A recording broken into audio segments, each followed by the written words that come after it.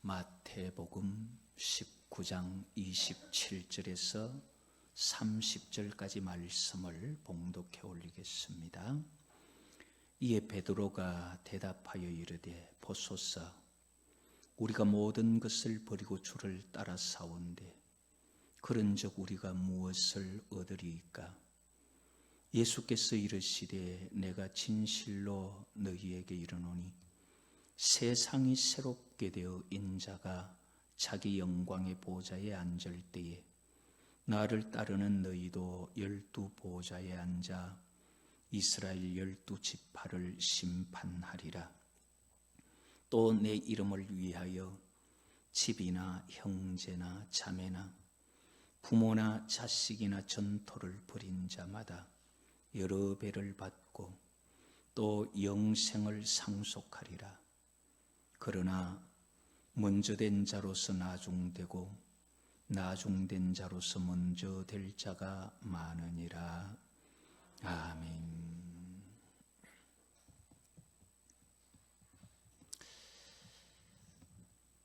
(27절) 말씀 중에서 모든 것을 버리고 주를 따라 싸운데 그런즉 우리가 무엇을 얻으리까? 거기에서 제목을 잡아서 예수 믿어 뭘 얻는데, 그런 주제를 잡았습니다. 오늘은 성경에 있는 사상을 조금 이야기를 나누려고 하는데, 먼저 본문에 있는 내용부터 한번 보고 결론으로 성경이 우리에게 일러주는 사상이 어떤 것이냐 하는 것을 한번 살펴보려고 합니다. 앞에 있었던 내용이 우리가 잠시 또 되뇌어 본다면, 부자 청년이 와서 예수님께 어떻게 하면 영생을 얻겠습니까? 그 질문을 했잖아요.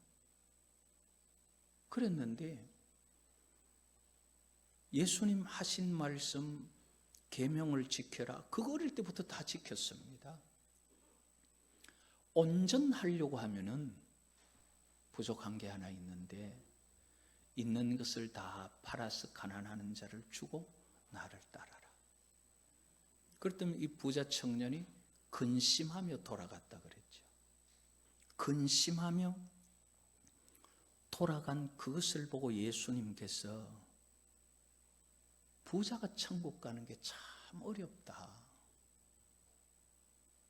거의 불가능을 말하니까 지금 그 이야기를 듣고 베드로가 하는 말이, 그럼 우리는 다 버리고 왔는데 우리는 뭘 얻을 수 있습니까? 그 질문이에요. 갈라디아서 6장 7절에 보면은 스스로 속이지 마라. 하나님은 업신여김을 받지 아니하시나니. 이것도 우리 같이 한번 해볼까요? 사람이 무엇으로 심든지 그대로 거두리라. 네. 네가 뭘 얻고 싶은지에 따라서 네게 주어지는 게 아니라 네가 뭘 심느냐에 따라서 네게 주어진다. 성경은 그렇게 말하고 있죠. 그런데 베드로가 예수님께 질문을 할 때 예수님 대답이 뭐냐 하면은 28절에 보면은 내가 너희에게 이르노니 세상이 새롭게 되어 인자가 자기 영광의 보좌에 앉을 때에 나를 따르는 너희도 12 보좌에 앉아 이스라엘 12 지파를 심판하리라. 예수님 베드로의 질문에 세상이 새롭게 될 때, 자, 여기서 우리가요 한 가지 기억해야 될 것은요, 세상이 새롭게 될 때가 옵니다. 아니 6월 3일 날 대통령 선거하면 새롭게 되는, 그런 새롭게 되는 거 말고 진짜 세상이 새롭게 될 때가 와요. 그런데 세상은 그런 것에 대해서 사람들이 잘 인식을 못해요. 세상이 새롭게 될 때에 인자가 자기 영광의 보좌에 앉을 때, 예수님께서 세상을 심판하기 위해서 오실 때를 말해요. 예수님 2000년 전에 가고 나서 전화 한 통도 없는데 오기는 뭘 와? 아니에요. 옵니다. 세상이 분명히 달라질 때가 온다고요. 그때에 예수님 심판주로 오실 그때에 너희도 보좌에 앉아서 12지파를 심판할 것이다. 하나님께서 처음 사람을 지으실 때 우리의 형상과 우리의 모양대로 짓자. 하나님께서 사람을 하나님의 형상과 하나님 모양대로 지으면서 하나님께서 사람을 지으려고 하신 목적이 뭐였어요? 왜 그렇게 지으려고 하셨어요?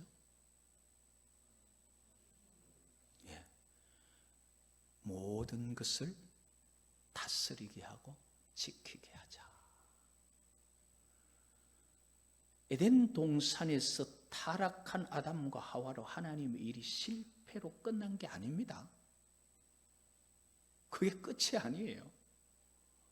어떻게 보면 뱀은, 마귀는 야 끝났다 했을지 모르지만은 예수 그리스도의 십자가와 부활을 통해서 이건 뭐지? 그러면서 멀리 볼 수 있는 그림이 뭐냐면 천년 왕국과 새 나라와 새 땅에 그것이 이루어진다고? 하나님의 그 계획은 거기서 끝난 게 아니에요. 실패가 아니에요. 그것이 언제 이루어지느냐? 예수 믿는 사람들이 구원받아서 하나님의 나라에 갔을 때에 하나님께서 우리 형상과 우리의 모양대로 사람을 짓고 모든 것을 다스리게 하자던 그 말씀이 거기서 이루어지는 거예요. 자, 그렇다면은 우리가 좀 고민해 볼 필요가 있죠. 그럼 나는 타락한 아담과 하와의 자취를 쫓을 것이냐? 아니면 예수님의 자취를 쫓아갈 거예요? 아담과 하와 원망할 게 아니에요. 지금 우리 앞에 그게 놓여 있다 이 말이에요. 우리 앞에. 세상이 새롭게 될 때 너희들 나를 따라와서 뭘 얻겠냐고? 너희들 거기서 하나님 창세기에 말씀하셨던 그 회복 너희들에게 이루어진다. 그걸 말씀하시는 거예요. 그러면서 하신 말씀이 29절에 보면 또 내 이름을 위하여 집이나 형제나 자매나 부모나 자식이나 전토를 벌인 자마다 얼마를 받아요? 여러 배를 받고 그 다음에 영생을 상속하리라. 형제나 자매나 부모나 자식이나 전토를 벌인 자마다 여러 배를 받고, 자, 여러 배를 받는데 우리 가정을 한번 해보십시다. 가정을 해서 만약 지금이 하나님께서 천국에서 심판을 하면서 그 심판 중에 상과 벌을 주실 때라 그렇게 가정을 해보십시다. 자, 그러면은 지금 나는 어느 정도 받을 수 있을 것 같아요? 여기 있는 저 말고 우리 각자 나는 아주 중요한 겁니다. 왜냐하면은 지금 내가 어느 정도 받을 것이 확신으로 있지 않으면은 거기 가서 받을 게 거의 없어요. 그게 좀 이따가 살펴보려고 하는 건데 거의 없어요. 구원은 지금 내게 구원이 없으면 거기 가서 구원이 있지 않습니다. 죽는다고 구원으로 가는 과정이 아닙니다.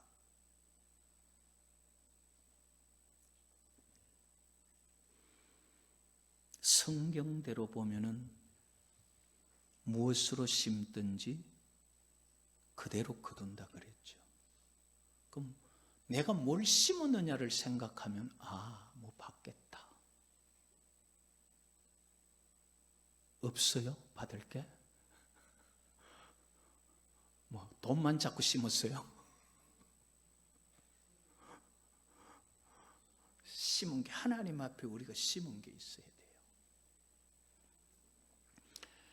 그래서 영생을 상속받는 자들은 어째서 영생을 상속받느냐? 예수님께서 마태복음 16장에 아무든지 나를 따라오려고 하면은 자기를 부인하고 자기 십자가를 지고 그렇게 나를 쫓아라. 그러면서 하신 말씀이 마태복음 16장 25절에 누구든지 제 목숨을 구원하고자 하면 잃을 것이요 누구든지 나를 위하여 제 목숨을 잃으면 찾는다. 자기 목숨을 주를 위하여 잃고 예수님 따라가기 위하여 십자가에 나를 못 박아 내 목숨을 버리고 내 자신을 버릴 때에 그것이 심은 것이 되어서 하나님 앞에 가서 영생을 찾는 거예요. 그런데 그 심은 거 없으면 찾을 게 없어요. 왜? 하나님의 심판의 법이 심은 대로 행한 대로.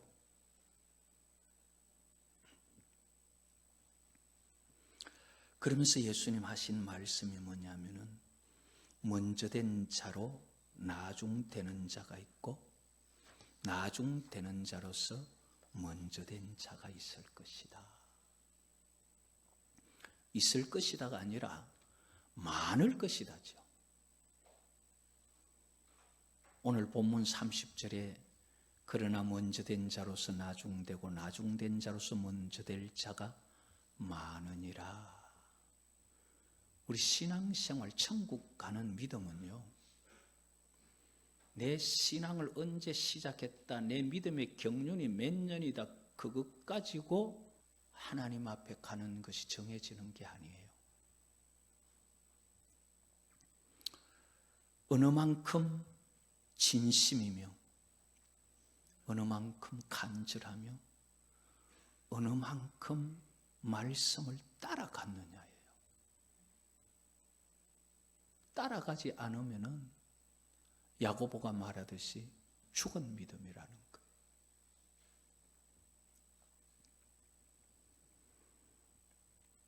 우리는 대부분 이 땅에서 어떻게 살까? 어쩌면 이 땅에서 편안함을 누릴까? 우리는 그걸 가지고 살아가고 있는 것이 우리의 모습입니다. 오늘 행복하려고 하면 내 신앙이 괴로울 때가 있고, 신앙을 위해서 애를 쓰려고 하면 내가 놓아야 될 게 너무 많은 그런 때를 경험할 때가 있죠. 어떻게 보면 신앙과 우리 땅의 행복은 조금 서로 싸우는. 그러나 우리가 한 가지 기억해야 할 것은요, 이 땅에 살아가는 우리의 삶은 오늘이라는 것이 영원할 수 없다는 거예요.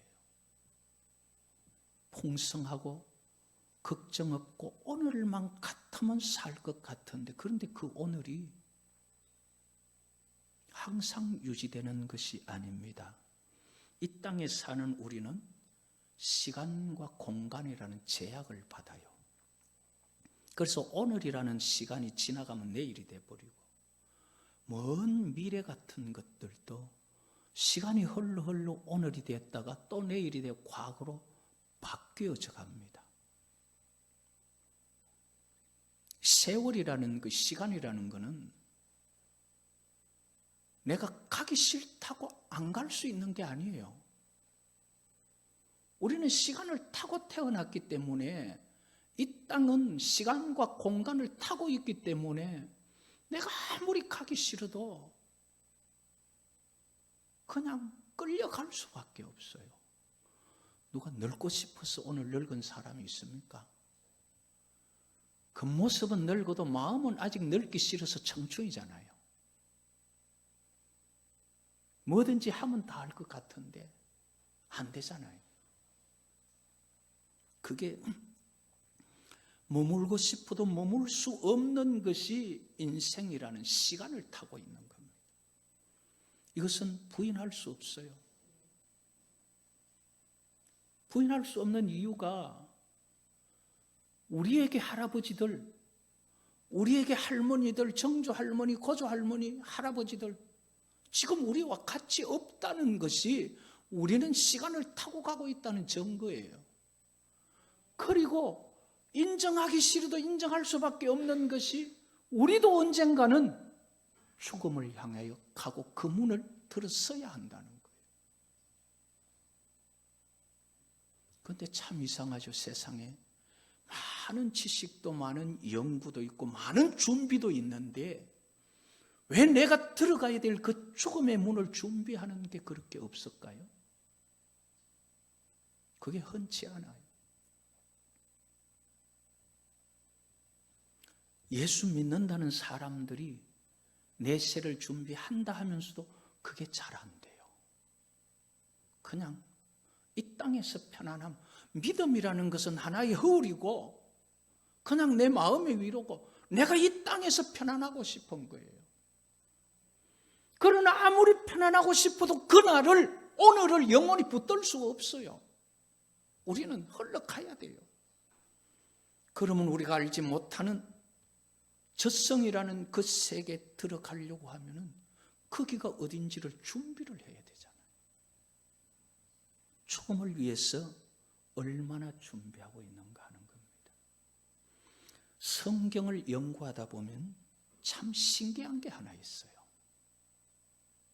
그게 뭐냐면은 성경이라는 것은 히브리인들의 사상을 가지고 하나님께서 우리에게 하고 싶은 말씀을 기록한 거거든요. 히브리인들의 사상에는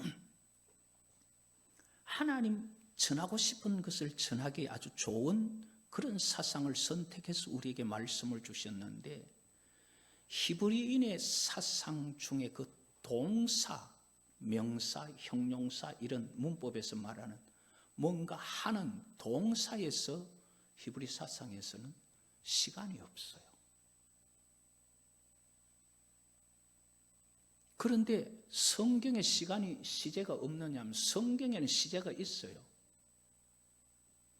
성경에는 과거와 현재와 미래가 있습니다. 욥기 29장 2절에 보면 나는 지난 세월과 하나님이 나를 보호하시던 때가 다시 오기를 원하노라. 지난 세월, 과거잖아요. 과거 시제예요. 그리고 창세기 25장 31절에 보면 야곱이 이르되 형의 장자 명분을 오늘 내게 팔아라. 오늘 현재 시제예요.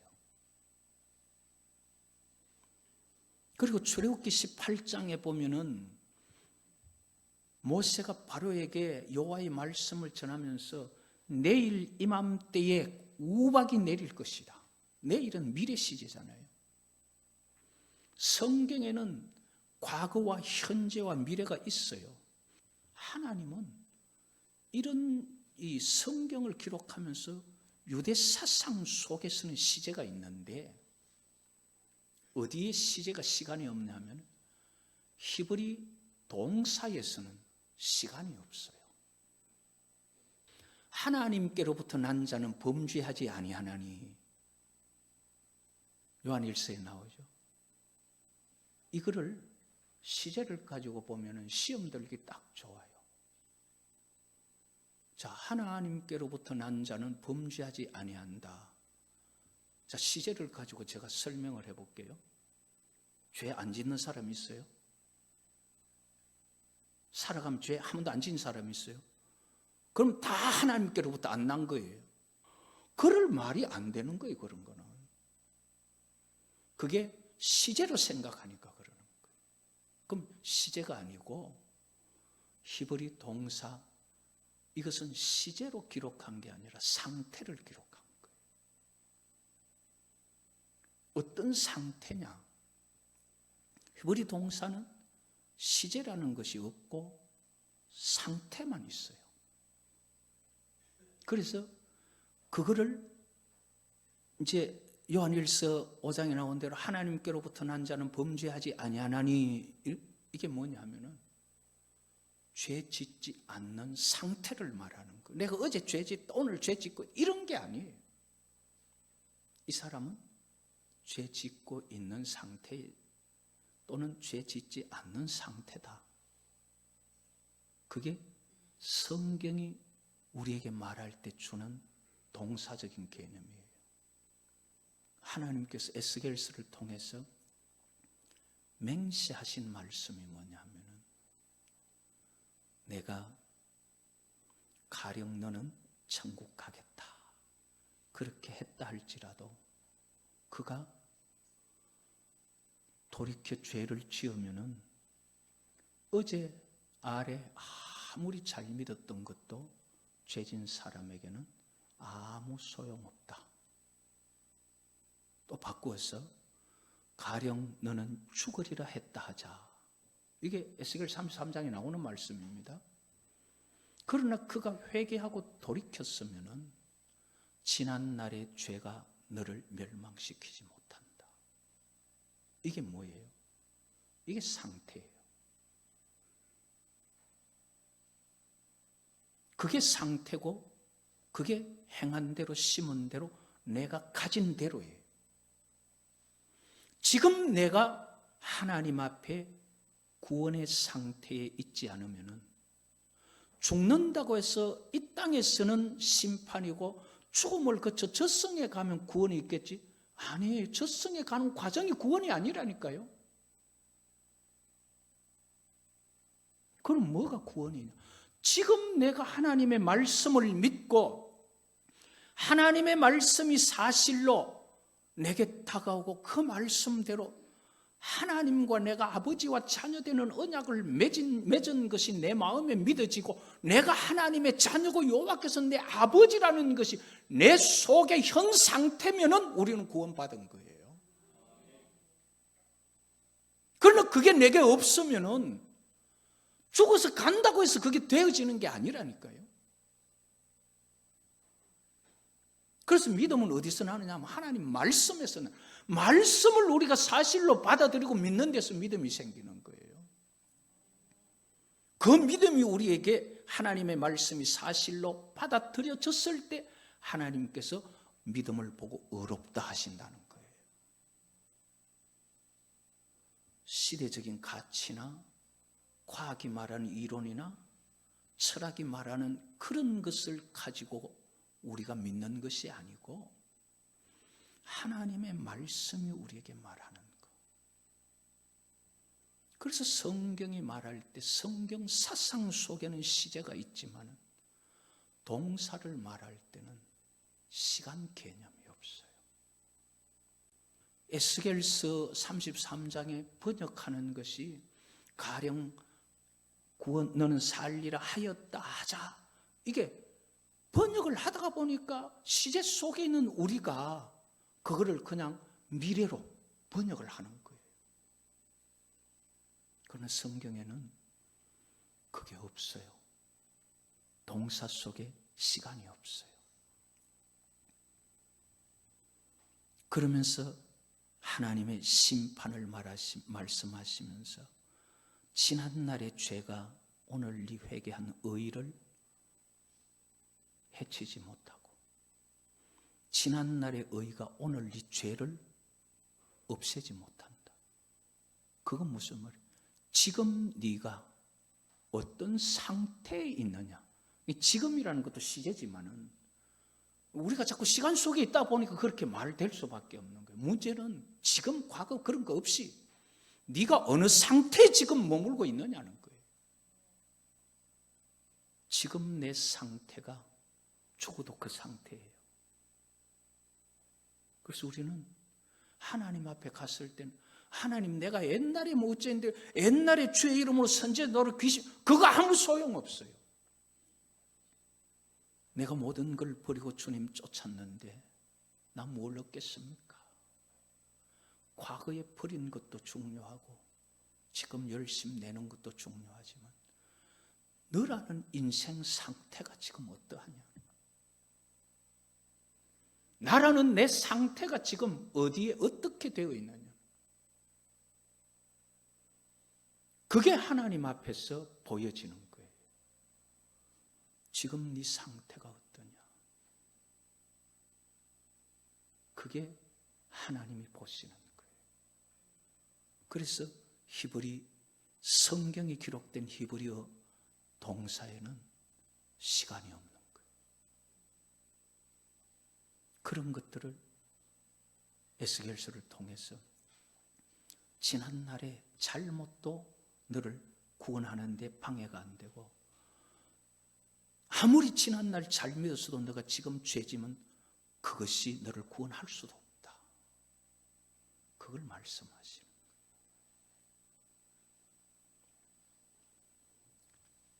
예수 믿어서 뭘 얻으려고 하셨어요? 하나님 앞에 영원히 죽지 아니할 수 있는 그러한 하나님의 나라의 영생을 얻을 수 있다면 지금 심은 것보다도 훨씬 더 많은 것을 거둘 수 있다면 다른 길이 없는데 그 방법 외에 다른 길이 없는데 그 길이 우리에게 열려 있다면 그거로 족하지 않나요?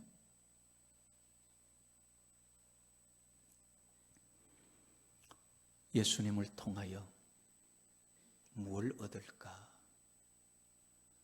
예수님의 말씀을 통하여 지금 내 상태가 어떠한가를 바라보면서 우리가 말씀이 원하는 또 말씀을 따라가면서 그래서 얼마만큼 진실하고 얼마만큼 간절하고 얼마만큼 말씀을 청종해서 따라가 있느냐.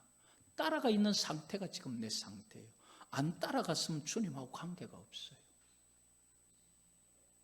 우리는 버릴 것 버리고 심을 것 심고 제대로 심어서 제대로 거두는 영생을 상속하리라 하신 그 말씀이 오늘 이루어질 수 있는 복이 있기를 여호와의 이름으로